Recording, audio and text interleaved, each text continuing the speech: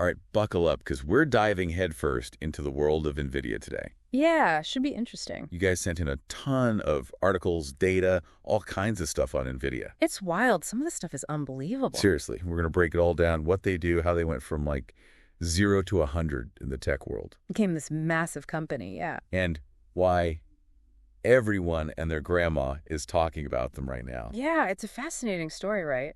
Shows how fast things change in tech. Like the blink of an eye. A few decades ago, they were this small company with a big dream. Now they're everywhere. You can't escape them. It's more than just graphics cards, though, that's for sure. Right. NVIDIA's whole journey, it's basically a crash course in how technology has evolved. I mean, you're talking gaming, AI, and a whole lot more. And speaking of AI, how about that stock price?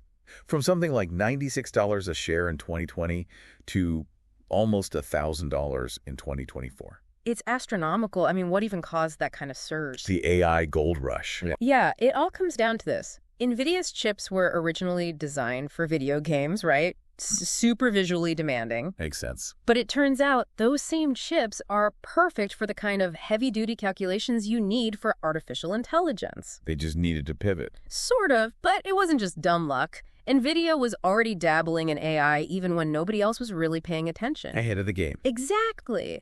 That foresight meant they were in the perfect position to ride that AI wave. Like they saw it coming. Pretty much. And the numbers prove it, right? Oh, absolutely. Yeah. 2024 alone, their revenue went up, get this, over 125%. Get out of here. I'm serious. $60.92 billion. That's just insane. What's fueling that kind of growth, though? Well, the gaming sector is still huge, right? Brought in over $10 billion this year. Still, gotta love gamers. But the real heavy hitter, the one that's changing the game, is their compute and networking division. The data centers, AI, all that. Bingo. That's where they're raking it in, almost $47.4 billion. So that tells you something, right? They're putting their money where their mouth is. Data centers, AI, cloud computing, that's the future. Like they're building the infrastructure for the future of tech. Exactly. But it's not just that. It shows they're not a one-trick pony. They're in data centers, automotive tech, even messed around with cryptocurrency mining at one point. Seriously. They've got their fingers in all the pies.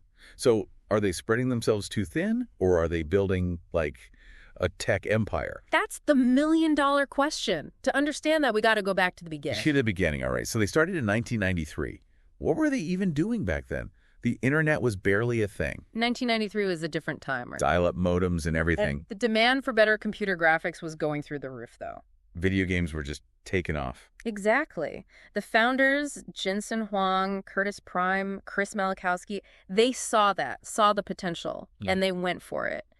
It was a gamble, but it paid off big time. Huge risk, huge reward. And they didn't just rest on their laurels either. Remember their deal with Sony for the PlayStation 3 graphics? Yeah, it was massive. Huge. They weren't afraid to take risks, to be ahead of the curve. That's what makes them so successful, seeing the potential before everyone else does. And not just seeing it, going for it. Yeah. But let's not forget, they're not the only ones in the game. Intel, AMD, they're major players too. Yeah, competition is fierce. And Intel still has the biggest slice of that market share pie. True, but look at how NVIDIA responds to that pressure. When AMD released its MI300 chips, designed specifically for these large language models... Hold on, large language models, what are those again? For the folks at home who aren't like tech wizards. Oh, right. So those are the really complex AI systems behind things like ChatGPT, which you've probably used. They eat up a ton of processing power, and AMD was making a play to be the go-to for that market. But what did NVIDIA do? Well, instead of trying to go head-to-head with features and specs, they doubled down on what they do best, like dominating the gaming market. The Steam hardware survey that tracks what hardware millions of gamers are using, and NVIDIA is killing it. So they're not just reacting, they're thinking ahead. Exactly. They're thinking, what's next? And that brings us to the big question, the billion-dollar question. What is next for NVIDIA? They've set the bar sky high. Can they keep this up? Can they stay ahead of the pack in the AI race? All of it. It's going to be fascinating to see how it all plays out. For sure. And how will their tech shape our world? It's kind of mind-blowing when you think about it. One company right at the forefront of all this crazy technology. It is pretty wild. But like you were saying before, it's not enough to just have cool tech.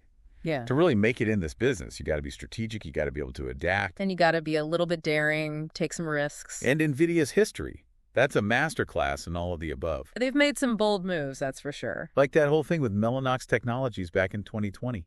Oh, you mean when they snapped them up for a cool $7 billion? $7 billion. What was so special about Mellanox anyway? Well, they were the leaders in high-performance networking, especially for, like, data centers and cloud computing. So NVIDIA was thinking ahead again. Always. They weren't just buying technology, they were buying expertise, positioning themselves to be the top dog in a market that was about to explode. The data explosion. We talk about it all the time. And NVIDIA saw it coming. Knew that as the need for data processing, for AI, as all that skyrocketed, they'd be the ones to make it happen. The infrastructure behind it all. Smart. And it's not just about going out and buying other companies. They're not afraid to shake things up internally, too. Right, like that time they totally restructured their whole business model. Exactly. They went from focusing mainly on GPUs to creating these two distinct branches. You had graphics, of course, but then that huge compute and networking division that we talked about. Which is raking in the cash now. It wasn't just some superficial change either. It showed that they understood how the whole tech landscape was shifting. They knew it wasn't enough to just make powerful graphics cards anymore. The future was about building those computational powerhouses. The things that would actually make AI, data centers, all of it possible. It's kind of humbling, actually. I mean, I think of NVIDIA and I think of, like, my gaming PC, but they're so much bigger than that.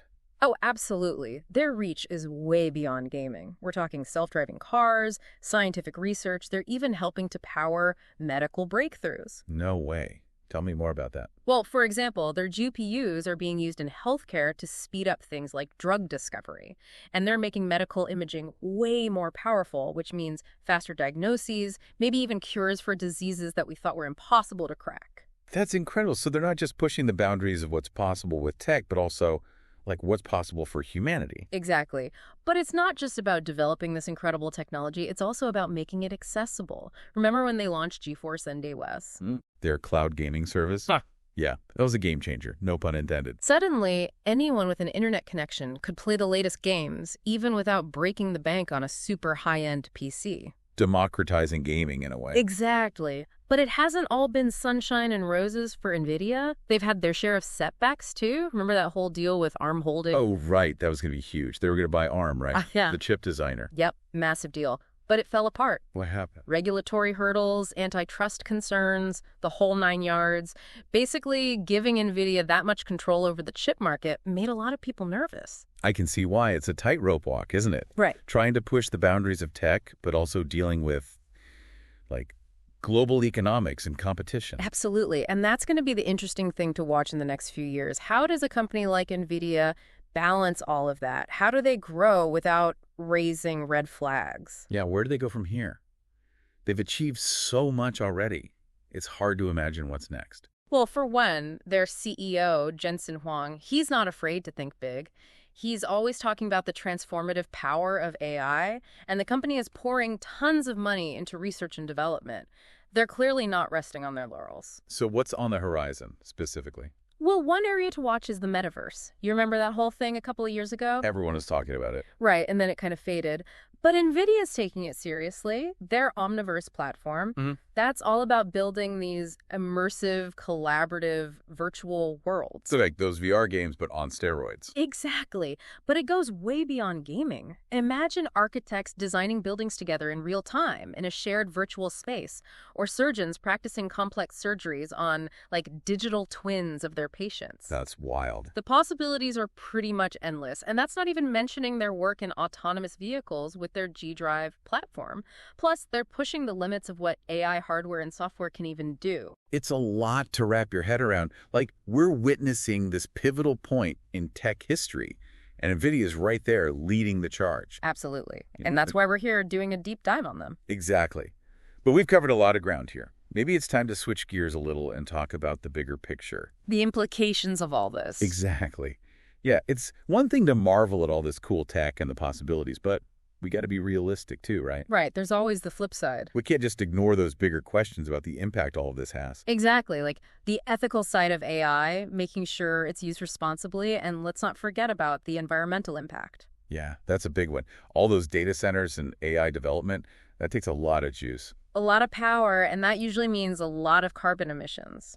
So where does NVIDIA fit into all of this? They're kind of leading the charge here. Well, one of the biggest challenges for NVIDIA, and honestly the whole tech world, is sustainability. I mean, think about it. Training just one of those large language models we talked about that can have the same carbon footprint as like 5 cars over their entire lifespan. Wow, I never thought about it like that. It's a huge issue. So it's not just about making these chips faster and more powerful, but also about making them way more energy efficient. Exactly. Got to think about efficiency too. Hey. And to be fair to NVIDIA, they are trying. They're investing in renewable energy and designing chips that use less power. So they're moving in the right direction at least. Definitely, but there's still a long way to go, for sure.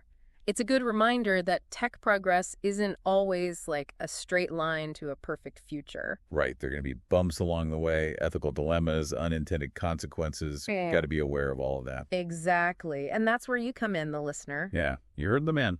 As consumers, as investors, as citizens, we all have a role to play in how this all plays out. We can't just sit back and let it happen. Right. Exactly. We got to stay informed, ask the tough questions, demand transparency from companies like NVIDIA, hold their feet to the fire. Make sure they know we're watching. Exactly. We need to be thoughtful about the technology we embrace, understand the good and the bad, and most importantly, we have to be part of the conversation about how this tech is developed and used. Make sure it aligns with our values, make sure it's building a better future, not creating new problems. Because ultimately, it's not just about NVIDIA's future, it's about everyone's future. Well said. Couldn't have put it better myself. That's a pretty good note to wrap things up on, don't you think? Yeah, I think so. NVIDIA's journey is a wild ride. Yeah. From those early days to becoming this tech giant, it's a story of innovation, disruption, but also huge responsibility. For sure. And the coolest part is, the story's not over yet. Yeah. The choices made today will shape what happens next. What a time to be alive. It Joanne. really is. Well, that about wraps up our deep dive into the world of NVIDIA. Hope you learned something new, maybe had your mind blown a little. And most importantly, we hope this got you thinking about the role of technology in all our lives.